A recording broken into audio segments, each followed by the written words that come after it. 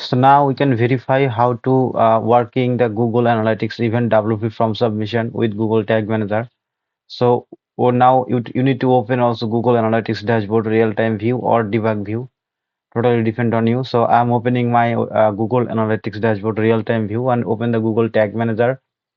So you already create Google Tag Manager event WP from submission event where put the event name is generate lead for Google Analytics standard event name. Now we can go to the preview mode and need to connected your website. Wait some second.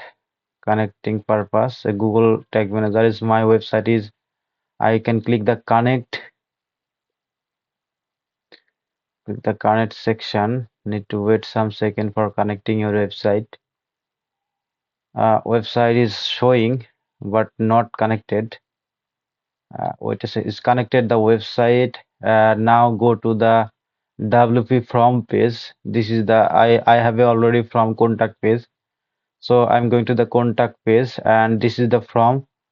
So I can put information, name, email, and like message. I put the state and click the send. And you can see WP from submission event is working. And this is the Google Analytics. It's Google GA4 event. WP from. I put the name generate lead is working and page URL and page path properly working. Now go to the Google Analytics section and click the real-time view and need to wait some second. Is real-time view. This is the lead generation event. Generate lead event is working properly and you can see two time. We are before I'm adding one time that's showing the two time. So this is the page URL. I can click the page URL. You can see page URL is same contact page. Also go to the page path. Page path is contact. So it's properly working.